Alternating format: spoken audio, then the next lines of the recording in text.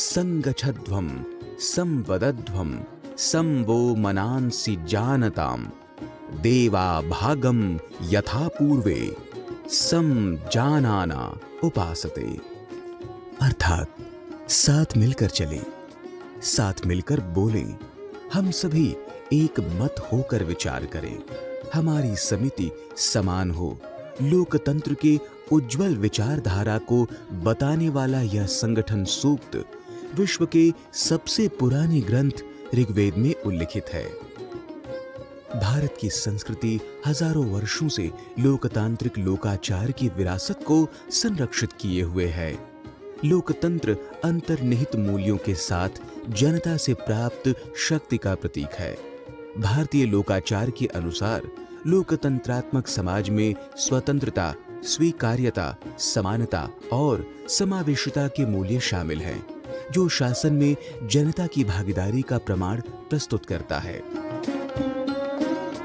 सभा ज्येष्ठ जनों का समूह, समिति आम जनों का समूह एवं संसद प्रत्येक प्रतिनिधि निकाय है और इन शब्दों का ऋग्वेद तथा अथर्ववेद में बार बार उल्लेख किया गया है। भारतवर्ष दुनिया का एक ऐसा देश है जो अति प्राचीन राष्ट्र है और अति प्राचीन काल से यहाँ लोकतंत्र पद्धति शासन व्यवस्था में हमेशा से लागू रही है। आज से 5000 साल पहले की बात करें, युधिष्ठिर के शासनकाल में, तब भी लोकतंत्र था। माने ऐसी शासन व्यवस्था थी कि ग्राम पंचायत, जिसको हम आज बोलते हैं ग्राम पंचायत स्थानीय शासन, उस समय भी था।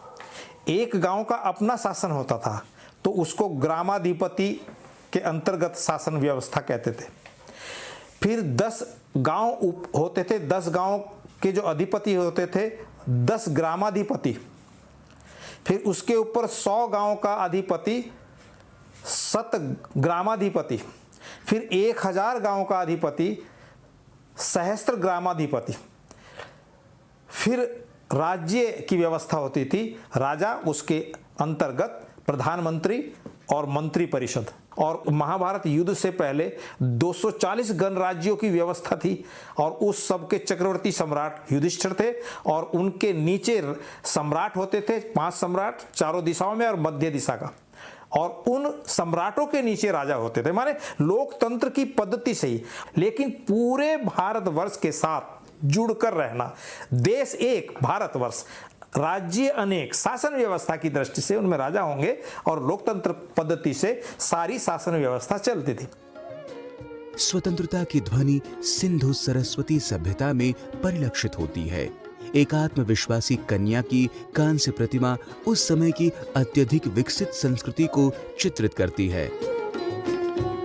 रामायण में श्री राम को समाज के सभी वर्गों की सहमति से जनमानस के राजा के रूप में स्वीकार किया गया।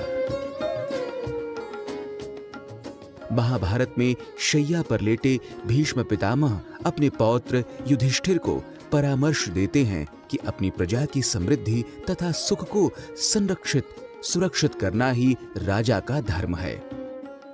सिकंदर के आक्रमण के बाद ऐसी शासन व्यवस्था स्थापित की चंद्रगुप्त मौर्य ने, जिसमें चाणक्य को प्रधानमंत्री और उसके मंत्री परिषद, ये सब जनप्रतिनिधियों के द्वारा चुनकर आए हुए लोग होते थे और जो शासन व्यवस्था को ठीक ढंग से चलाते थे। प्राचीन पद्धति लोकतंत्र की, माने जनता के लिए, हित के लिए, जनता की सरकार, जनता के द्वारा चुनी हुई, जनता के द्वारा चुने हुए प्रतिनिधियों की, ये लोकतंत्र व्यवस्था थी। और महाभारत के अंतर तो भगवान कृष्ण ने स्वयं कहा है कि लोक कल्याण के लिए शासन व्यवस्था है। कौटिल्य का अर्थशास्त्र शासन पर सबसे प्राचीन ग्रंथों में से एक है। उसके अनुसार लोगों के सुख में शासक का सुख निहित है, लोगों के कल्याण में शासक का कल्याण निहित है। विदेशी यात्री भारतीय संस्कृति से प्रभावित हुए। यूनानी राजदूत मेगास्थनीज ने कहा कि अधिकांश राज्यों में शासन का आधार लोकतांत्रिक है, और चीनी यात्री फायान ने देखा कि राजा भिक्षुओं के साथ आदर पूर्वक व्यवहार करते हैं। शासकों द्वारा जनता के लिए कार्य करने तथा जनता द्वारा चुने जाने के उदाहरण अभिलेख में प्रचुर मात्रा में मिलते हैं। उत्तीर मेरूर मंदिर की दीवारें चुनाव कराने की पूरी प्रक्रिया का वर्णन करती हैं। भारत के राजाओं और सम्राटों ने विजयनगर साम्राज्य से लेकर महाराणा प्रताप और छत्रपति शिवाजी तक ने लोगों की भागीदारी को संहिताबद्ध करके प्रबुद्ध शासन का उदाहरण प्रस्तुत किया। पहली व्यवस्थाओं में भी भारतवर्ष के अंदर सुदृढ़ लोकतंत्र पाया जाता था, जनता की आवाज सुनी जाती थी। तो दुनिया को सीख देने वाला लोकतांत्रिक पद्धति को अनुशासन रूप में चलाने वाला भारतवर्ष दुनिया को सीख देता है, और हमारे लोकतंत्र का वर्णन दुनिया के विद्वानों ने अपने ग्रंथों में किया है। स्वतंत्रता के बाद भारत के नेताओं ने डॉक्टर भीमराव अंबेडकर के नेतृत्व में संविधान का निर्माण किया, जो समावेशी था और सभी के लिए स्वतंत्रता और समानता सुनिश्चित करता था। इससे 17 राष्ट्रीय चुनावों के माध्यम से सत्ता का शांतिपूर्ण हस्तांतरण संपन्न हुआ है। भारत का स्वतंत्र चुनाव आयोग दूर दराज तक के स्थानों में मतदान केंद्र स्थापित करके सुनिश्चित करता है कि प्रत्येक नागरिक मतदान कर सके। इलेक्ट्रॉनिक वोटिंग मशीन एवं वोटर वेरीफाइड पेपर ऑडिट भारतीय आविष्कार हैं, जो पूरी तरह से डिजिटल हैं, साथ ही व्यक्तिगत मतदाता के स्तर पर सत्यापित हो सकते हैं। वास्तव में भारत में लोकतंत्र एक उत्सव है, और यह उतना ही प्राचीन है जितना कि स्वयं वेद। राजमंगल पांडे के साथ जनेंद्र सिंह की रिपोर्ट, डीडी न्यूज।